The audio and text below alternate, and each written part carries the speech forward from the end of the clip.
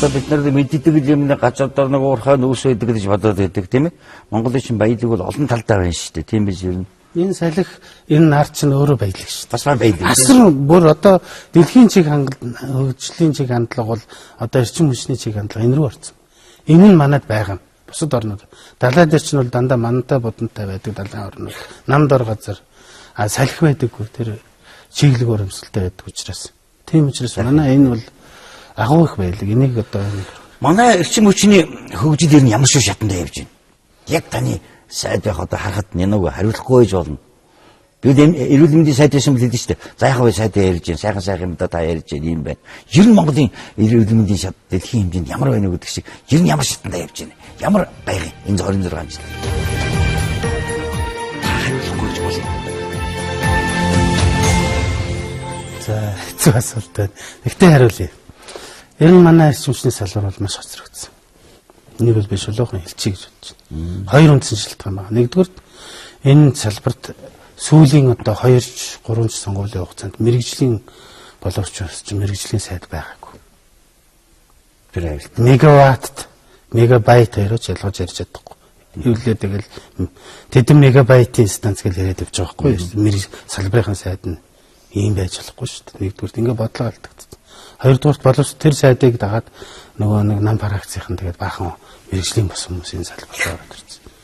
Би сайдын цайдаар очихдаа миний энэ салбар танигдахгүй болчихжээ гэж уулга алдчихсан. Үнэхээр өөр болсон байсан. Нэгдүгээр асуудал.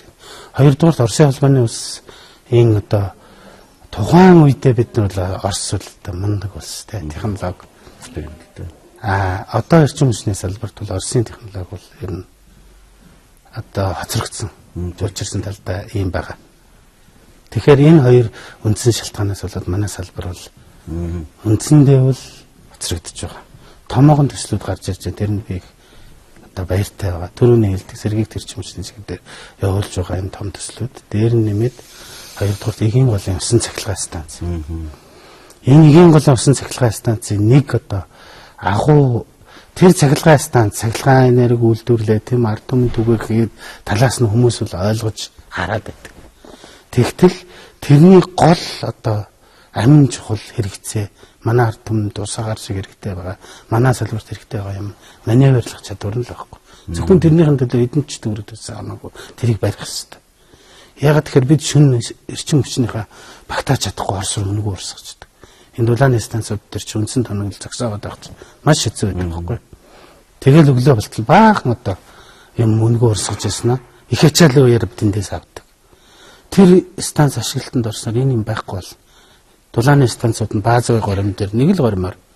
Тэгээд усан цахилгаан станц нь болохоор бол ачааллыг тэнцвэржүүлээд зохицуулаад явчих. Энэ ач холбогдлоор их одоо тэр одоо төслийн хөтөлбөр янз бүрийн юмуд нод улс төр орох уу, янз бүрийн болох уу, энэ одоо хөдөлгчмөр юм даа Монголоос амин сүнс ирчимж штэ тийм ээ одоо. Хөдөлж байгаа штэ. Энийг одоо байхдаа одоо зориг цаад бүтээ хоёр одоо сэтгүүлсээр хагаад эрчим хүчний салбарын битээр их гоё гарна хэлж ажилласан. Нэг намын юм одоо ойлголцсон би. Тэгээд нэг хит хитэн том төсөл хөдөлгдсөн юм аа. За нэгийн гол байна. Энэ бол одоо ингээд явахаар болсон байж байгаа. За тест тав байна. За Багнуур дээр Шивэв хоёр дээр хоёр том нүүрсний урах байгаа шүү дээ. Манай нөөцөн тодорхойлогдсон. Энэ хоёр дээр хоёр том өндөр даралтын сверхкритический параметр гэдэг. Тийм өндөр одоо бүр параметрын том станцууд бариад тэрний үйлдвэрлэсэн эрчим хүчийг манайх шингээж чадахгүй шүү дээ. Манай хэрэгцээ бол. Тэгээд экспортлох. Тэгээ одоо хаттын зах зээл өөрөө их дефициттэй байдаг зах зээл. Энэ зах зээл рүү экспортлох ийм чиглэл, экспортын чиг баримттай станцуудыг ажиллуулах ийм төслүүд бол явцсан. Нэг юм босгоод нэг голын станц гэдэг юм ингээд зоригтой төсөл хөтөлбөр шийдлүүд хийхээр улс төрийн шанстай шинж чанартай тэг гарах уу? Хариулахгүй. Мэдхгүй би одоо тэр нөгөө дицэт ч нь айхтар улс төрийн юмд оролцоод идэв шүү дээ. Өдөр тутмынхаа шуурхайг өдөрддөг, тий шуурхай ажиллагаагаа өдөрддөг. Тэгээд манай салбарын нэг онцлог нь бол нөгөө станцуудтайгаа шууд холбоотой диспетчерийн үндэсний төв гэж байдаг. Тэгээд 7 хоног болгон шуурхай хийдэг, тэрэн дицэт өдөрддөг. Ийм юутай хоёрдугаар төсөл хөтөлбөрүүд нь ингээд 90 сар хөл явах хэрэгтэй. Улс төрийн нөхцөл байдал шалтгаан нь одоо тэрэн дээр бол сайд голцол оролцол шийдвэрлэдэг.